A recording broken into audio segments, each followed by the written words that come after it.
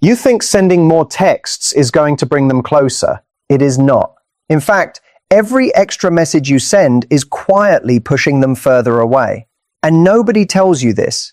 Nobody explains why the avoidant person in your life goes cold the moment things start feeling good.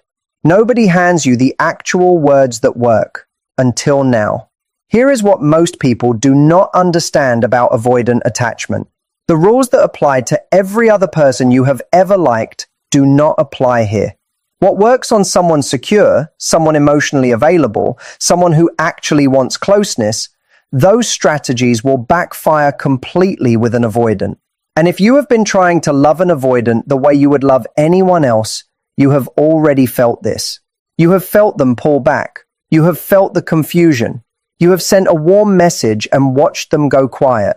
You have poured yourself into the connection and somehow ended up with less than you started with. That stops today. What I am going to give you are 4 specific types of texts. Not generic advice, not fluffy suggestions, actual approaches with the psychology behind why they work on an avoidant brain specifically. Because once you understand how an avoidant processes communication, once you see what triggers their walls and what quietly lowers them, you will never text the same way again. But before we get into the texts, you need to understand something fundamental. Something that will reframe everything you thought you knew about this person. An avoidant is not cold because they do not feel. They are cold because they feel too much. And they have spent their entire life learning that feelings lead to pain. Somewhere in their history, probably early, they learned that depending on someone emotionally was dangerous. That needing people meant getting hurt. So they built a wall. A very effective, very convincing wall. And from behind that wall, they watch you. They notice you. They are often more drawn to you than they let on. But the moment they feel the pull getting too strong, something inside them hits a panic button and they retreat. This is not personal. I know it feels personal. I know it feels like rejection, but it is a reflex. It is almost automatic. The avoidant is not sitting there thinking, I want to hurt this person. They are sitting there thinking, this is getting too close, and closeness has always cost me something. So the question is not, how do I make them like me more? The question is, how do I communicate in a way that does not trigger that panic button? How do I create connection without crowding them? How do I make them feel drawn in without making them feel trapped? And the answer lives in 4 very specific texting approaches. Before we get into the first one, drop a word in the comments. Just one word. Whatever you are feeling right now about this person. Nervous, confused, hopeful, exhausted, whatever it is, put it there. And if you want to actually change how things go with this person, subscribe. We are trying to reach 1,000 subscribers and we are genuinely not close yet. Every single one matters. Hit that button. Now let us get into this. The first text is what I call the no pressure check-in. And I need you to understand why pressure is the avoidant's worst enemy before you can understand why this text works so well. When an avoidant receives a message that has emotional weight behind it, a message that requires them to match your energy, respond at your level, or validate your feelings, something shuts down in them. It is not that they do not want to respond. It is that the expectation feels like a wall closing in. Even a simple, "How are you?" can feel loaded if it comes with the unspoken subtext of, "I need you to emotionally engage with me right now." So the no pressure check-in removes all of that. It sounds something like this. "Hey, no need to respond right away. Just wanted to say I thought of you when I saw this." And then you attach something genuinely relevant to them. A meme about something they love. A news story about a topic they care about. A photo of something that reminded you of a specific conversation you had. Then, nothing more. No question marks fishing for a response. No "I miss you" tagged on the end. No little hint that you are waiting. That is it. Clean, light, genuine. Now, why does this work on an avoidant specifically? Because you have done something almost no one does. You have removed the expectation. You have told them before they could feel trapped that the exit door is right there, no pressure. And paradoxically, that is the moment they stop running for the exit. Because avoidants do not flee from people, they flee from obligation. They flee from emotional debt.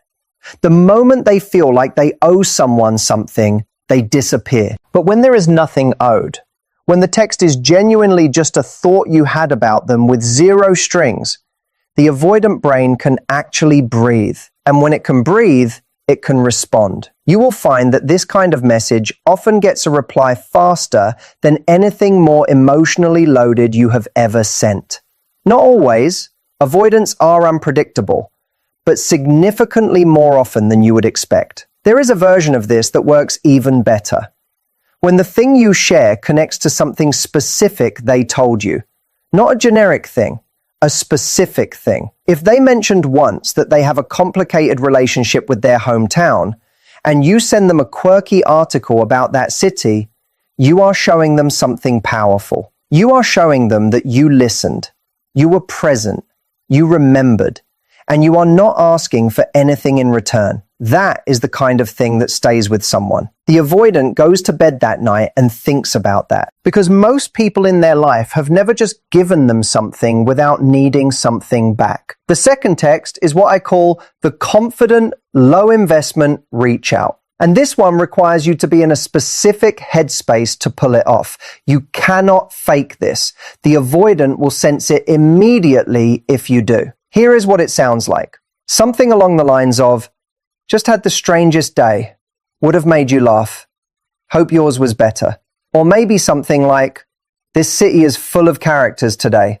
You would have hated it, which means you would have loved it. Short, specific to them, and completely self-contained. Notice what is happening there. You are sharing a moment from your life. You are letting them in just a little bit. You are referencing them in a way that shows you know who they are as a person. And then you are closing the loop yourself. You are not leaving it hanging open for them to fill. You are not saying, tell me about your day, or what are you up to? You are simply including them in your world for a moment and then stepping back. This works because avoidants are deeply attracted to people who have their own lives. Not just people who say they have their own lives, but people who demonstrate it. The fact that you have a story to share, that something happened to you, that you found it worth mentioning, all of that signals that you are a person with presence, with momentum, with a life that exists independently of them. And here is the thing about that. An avoidant will pull away from someone who seems to be orbiting them, someone who seems to have made them the center of everything. Because that feels like pressure. That feels like weight. But someone who is clearly living their own life, clearly having their own experiences, clearly not sitting by the phone waiting, that person becomes interesting. That person becomes something to reach toward rather than something to escape from. The second element of this text is the confident tone. Not cocky, not performative, just calm and grounded. There is an ease to it, a lightness. You are not trying to impress them. You are not trying to extract a response. You are just being a person with a voice and a perspective and a life worth knowing about. The third text is what I am calling the open door callback, and it is probably the most underused move in the entire playbook of connecting with an avoidant. Here is the scenario. Something happened between you two. Maybe they went quiet. Maybe you had a moment that fizzled. Maybe a plan fell through and you are both in that weird limbo where no one has addressed it. Most people in this situation either over-address it, sending a long message about how they feel, what they want, what happened, what does it mean, and so on, or they go completely silent, hoping the other person will reach out, feeling resentful when they do not. The open door callback does neither of those things. It sounds something like this. Still up for grabbing that coffee whenever you resurface? No rush. Or something like this. That place we talked about checking out is apparently amazing. Doors open if you ever want to check it out. What you have done there is extraordinary in its simplicity. You have referenced something that existed between you two, something shared. You have left a door open without demanding they walk through it. And you have communicated something essential, that you are not angry, that you have not written them off, that the option still exists. For an avoidant, this is an almost irresistible kind of message, because their fear underneath everything is that closeness will cost them the relationship eventually, that they will get close and then something will go wrong and they will lose the person, and it will confirm everything they believe about emotional connection being unsafe. So they pull away first. They get there before the loss does. But when you send this text, you are telling them something they rarely hear. You are saying, I am still here. I am not punishing you for needing space. The option is on the table and it has no expiry date. That combination of patience and calm and continued interest without pressure, it rewires the story they have been telling themselves about what happens when they pull away. Most people leave. Most people get hurt and become cold. Most people punish them for needing distance. You just left the door open. And that, to an avoidant, is an almost shocking act of emotional generosity. Now, here is what I need you to understand about using this text. Your tone has to be genuine. If you are seething underneath and trying to use this as a strategic move while secretly hoping they feel guilty, it will not land right. The words might look the same, but the energy will be different. Avoidants are incredibly sensitive to emotional undercurrents. They have had to be their whole lives. It was a survival skill. They will detect the manipulation even if they cannot name it. So when you send this, send it from a real place, from a place of actually meaning it. You are genuinely okay with them taking their time. You are genuinely still interested. You are genuinely not spiraling. If you are not in that place yet, work on getting there before you send anything. The fourth text is the one that tends to surprise people the most, because it goes against every instinct you have when you like someone. I call it the disappearing act text. And it is less of a text and more of a texting philosophy. Here is how it works. You send something engaging, something with a little spark to it, and then you go quiet. Genuinely quiet.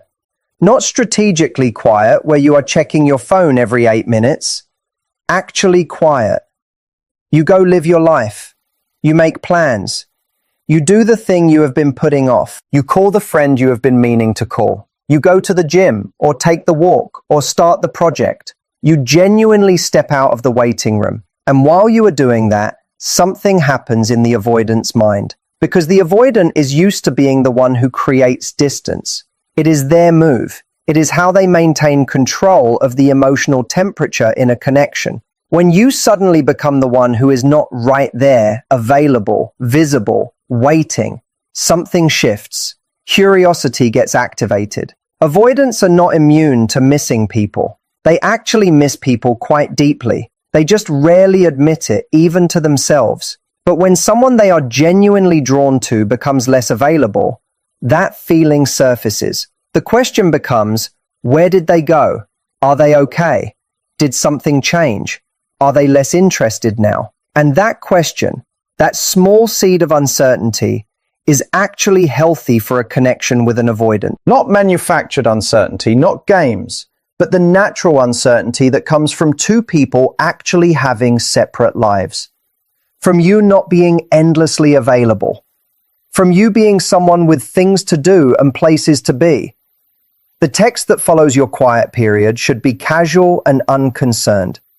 It should feel like you just resurfaced because something genuinely reminded you of them, or because you wanted to share something. Not because you have been counting the days.